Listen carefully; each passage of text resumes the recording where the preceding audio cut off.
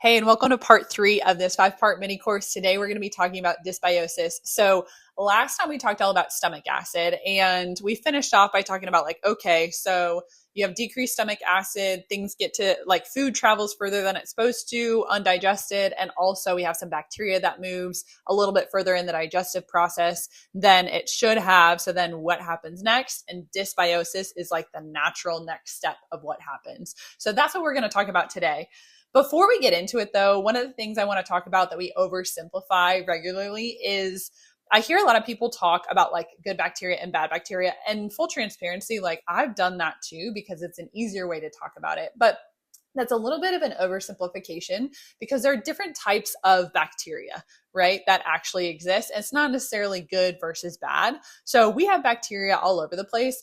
And when we're talking about bacteria, we have what's called commensal bacteria and opportunistic bacteria.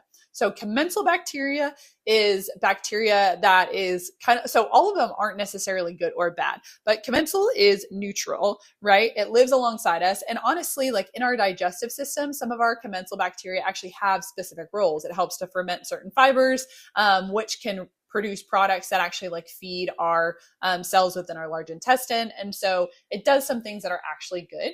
And then we have our opportunistic bacteria. And so the opportunistic can be present, but they don't necessarily cause an issue unless there's too much of them.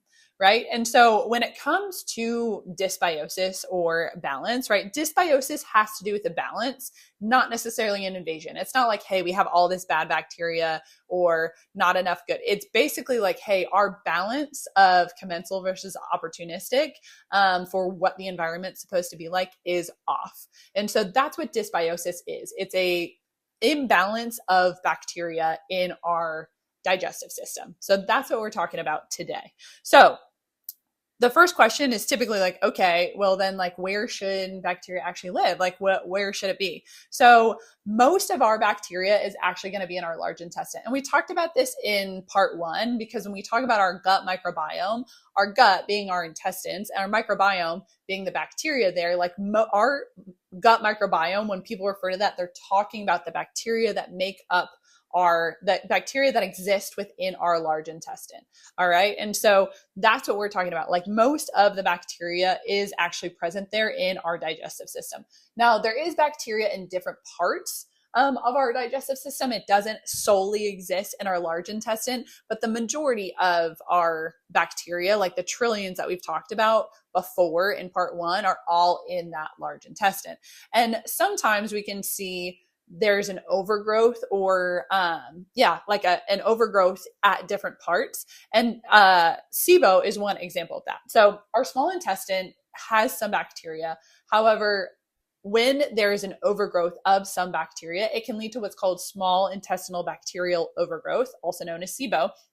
And it's when it's it says, there's an overgrowth of bacteria that essentially should not be there. And this can lead to a whole bunch of different issues and a bunch of different symptoms. And so what actually causes it is what most people ask. Okay, so there is SIBO, there's this overgrowth of bacteria, and if you've ever had constant bloating and belching and pain when you eat, you've probably looked this up at some point and heard about it, or you're familiar with it, and it is it's SIBO. So what actually causes it? So a couple of things cause it. So we talked before about low stomach acid. This is one of the main reasons why people can get it, right? Stomach acid goes down. We're not killing off that bacteria. It's lasting longer in our digestive system or traveling further in our digestive system than it should. And it takes up home in our small intestine, overgrows, and it can lead to issues. Another one is going to be impaired motility. So our gastrointestinal system, once it goes down, we have what's called involuntary movement actions or muscle actions that happen in there, right? We're not squishing, actively squishing down food all day long. Once we eat it, there's involuntary action that takes over. But sometimes some specific things can actually hinder the movement, the pace of movement down our gastrointestinal tract. And so if there's impaired motility, that can lead to a bacterial overgrowth because essentially they're just not moving as fast as they should down that digestive system.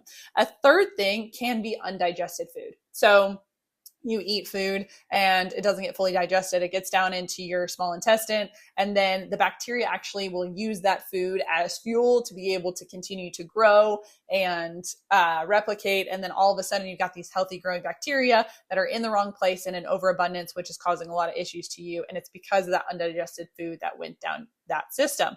All right. So those are some general reasons why you could get SIBO.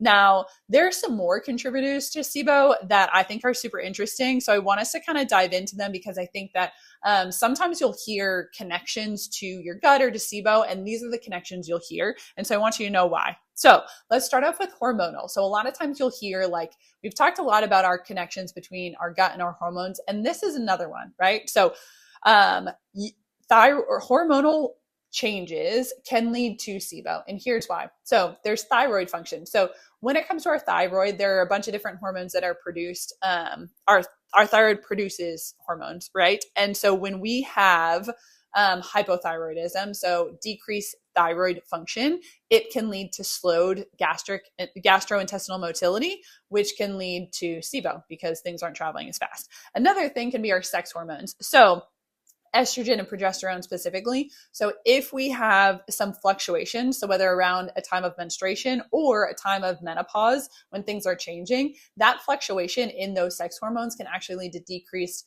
motility as well, which could lead to SIBO. Another thing is liver function. So when it comes to liver function, so there are two main reasons when we're talking about liver function. So, and it comes down to bile. So our liver produces bile, right? And we talked about that before. So bile will go and it can break down fats, but it doesn't only break down fats, right? So one of the things that it can do is actually has antimicrobial properties. So it can help fight off different bacteria. So that goes into the duodenum, the first part of our small intestine, can help fight against some bacteria if some got to that point. So if we have decreased bile flow, it can actually decrease that, right? It's going to decrease that protective measure. In addition to the fact that if we have impaired liver function and decreased bile flow, that not only is it going to impact the antimicrobial properties, but decreased bile flow can also limit or can cause delayed intestinal motility as well. And so you have two factors, right? It's going down slower, and also we're missing out on the antimicrobial properties. And those are two pathways that could potentially lead to SIBO as well. Then blood sugar and medications. So here's what I'll say is that blood sugars, like having uncontrolled blood sugar changes, can cause a lot of issues within your body. One of them being that it can slow down gastric motility, right? And it can do so because it can damage the vagus nerve. All right, not good. But as it does that, so think of delayed gastric motility as a result of blood sugars that are uncontrolled. So that's one issue, right? Another one is medications can also slow down gastric motility. And here are, so like opioids, we know opioids and narcotics can actually slow things down, make you constipated. And when that happens, that can also lead to SIBO because things aren't moving as fast. There are certain antidepressants that can have the same effect. And then some GLP-1 medications as well will slow down gastric motility. And that can lead to, again, when it's going down slower, it can lead to an overabundance of bacterial growth or overgrowth within the small intestine, which can lead to SIBO. Here's the thing is obviously there's the nuance with like, all right, GLP-1s have been, can be prescribed for blood sugar regulation. So there's that like double-edged sword. But I'll say this, I think this is another example that I talked about before of when you take medications, you may take it for one specific reason, but it's going to affect a lot of different processes within your body. So you have to be prepared for those other things that they could impact. And also when you go to talk to somebody, or if you're having nutrition related issues, like medications are one of the first things I'll look at, because again, it is a biochemical change that you're making within your body. And we need to see what the potential ramifications of that are. So there's that. All right. So those are potential causes of SIBO. But what about like dysbiosis in general, right? Like SIBO is one specific case that affects your small intestine, but like what about the bacteria in your large intestine? Like what can cause that to be off? So some other causes of dysbiosis, again, low stomach acid, SIBO, those are things, not only can that impact your small intestine, that can actually lead to changes in your large intestine as well. Then antibiotics. So again, if you're taking broad spectrum antibiotics, it can not only get rid of overgrowth of opportunistic bacteria or bacteria that's not where it's supposed to be in other parts of your body. And also it can wipe out some of the commensal bacteria. And again, commensal bacteria serves a role in our large intestine by being able to do certain things like ferment certain fibers, which can lead to byproducts that actually like feed our healthy cells within our large intestine. So if that gets knocked out, it can actually like adjust the whole ratio of bacteria in our digestive system, specifically in our large intestine. Fiber, having a low fiber intake can starve out. Like if you're not having enough, it can starve out the different bacteria, especially the ones that are commensal that feed on it, and then use that to be able to like feed the other cells in that large intestine. Chronic stress, we've talked about it a number of times via the vagus nerve, and all the other ramifications we've talked about of like being in that hyperstimulated state. And then a diet that's high in like sugar or processed foods, I think most people know that's not going to like serve your health well. And one of the reasons is because that can actually like feed opportunistic bacteria and allow them to continue to overgrow in specific places where they're not supposed to be growing. So, all right. What about if you have dysbiosis? Like, how would you actually know? Like, what are some of the symptoms? And we've talked about some of them, especially when it came to SIBO, like, all right, you're bloating or you're belching, you're feeling discomfort like that. What else? All right. So again, bloating and gas. So fermentation happens. We throw around the term fermentation all the time. I don't know if everybody knows what that means. So fermentation is just the process of bacteria or yeast feeding on like sugar, like carbohydrates, like feeding on sugars and producing like acids, gases or alcohols as a result of that process without oxygen. So that's a very generalized way of talking about it. So we have certain things, fermentation will happen, but if it's happening in the wrong place at the wrong time, it can lead to really uncomfortable gas and bloating. And so that's one sign of dysbiosis. So either in your small intestines and also in your large intestine. Stomach pain after eating, like that's not normal. There's so many people I talk to, they're like, oh, it just happens every week or it just happens, whatever. Like that is a sign that something is off. So, having like pain after eating specific foods, especially if it's like the same one, can be a sign of dysbiosis. All right.